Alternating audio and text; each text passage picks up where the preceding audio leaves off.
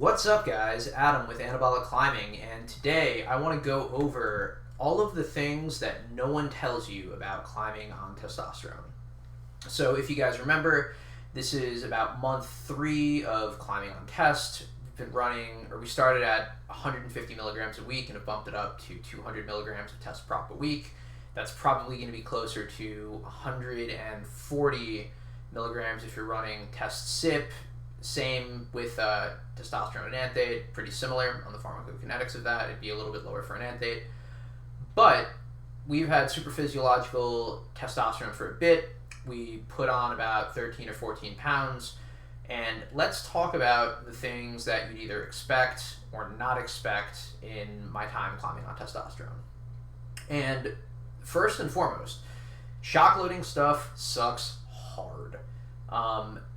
A couple weeks ago, I had my foot slip off of an overhanging crimp, shock loaded my right hand super hard, and that kind of killed the session.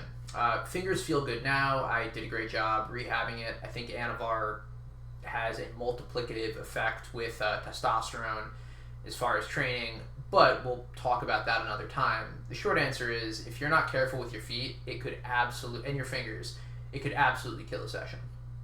I haven't noticed a difference in what it feels like to fall after being heavier, but the shock loading is definitely a thing to be mindful of. Also, your muscles will grow faster, your tendons won't. That's kind of the reason for leveraging something with collagen synthesis. So, even though these effects kind of go together when you stack them, having something to drive collagen synthesis is a really good idea when running tests, in my opinion. Another thing that no one tells you is, especially if you do a lot of dynos, your center of gravity will feel off. If you are like me and you start growing your legs a little bit, the way you move in the air feels differently. And also, as you're gaining strength with the added muscle mass that you're accruing, you're going to readjust your power expectations. I have found myself overshooting certain dynos, being a little bit tighter. So before it was very easy to just throw my hands up, and now as my back and shoulders get bigger, I actually have to focus on mobility to loosen things up. And the mechanics of my dynoing has changed substantially, as well as my need for being more mobile. It's things that I've been able to account for, but something that I've had to do proactively. That sort of leads me to my next point.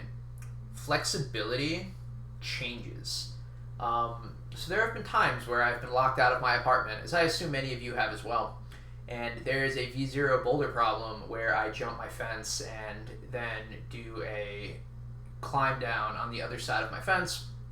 I've done that now for 4 years. I am moving out in a month, but I have done this problem forever, and now I find myself having to really try hard to pull my left leg up to get the side pull and get over the fence. It's pretty annoying, not gonna lie. So with that, that doesn't just happen trying to get back into my house. It also happens on the wall as well. And being able to adjust from carrying more muscle is a thing that you should probably know if you're getting over into supraphysiological ranges of testosterone. Also, my cardio got worse pretty noticeably. And why is that? Well, I am carrying more muscle. That muscle both needs more blood flow as well as water and glycogen. So not only does my heart have to pump more to carry the oxygen from the added weight, but also the blood requires more muscle. I haven't had issues pumping out, and if I did more lead climbing, that could potentially be a thing. But for the most part, it's definitely been a thing to adjust to, just needing more time between sets. Even though I am more powerful and have a higher power output, it takes me a longer time to recharge that battery. So, a lot of those things have been mitigated on my mini cut. SLUPP 332 has been a massive relief as far as helping me out on the cardio. Or you could do what I should have been doing and just add more cardio. I've definitely been slacking on that, and that's the one part of this protocol that I've probably been slacking on the most. I get my steps in, but not really enough zone 2 cardio. And that's definitely a thing that if I were in your position, I would highly suggest, both for keeping the weight off and also staying leaner and just for general health.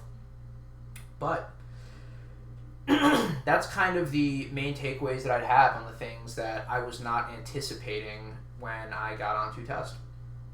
If you have been running Test or any other anabolics and had some weight gain, are there things that you wish someone would have told you?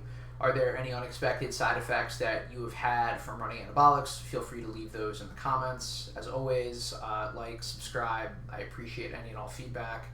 I've had a lot of folks coming this week, either sharing some experience on other compounds that they've ran or some suggestions for optimizing blood work. I see you. I appreciate you all. And yeah, really appreciate you guys hanging out for this part of the journey. As always, thanks for coming and hanging out. Many more tests to come. And yeah, front double bicep on the way out. Adam with Anabolic Climbing saying have fun and happy sending. Cheers.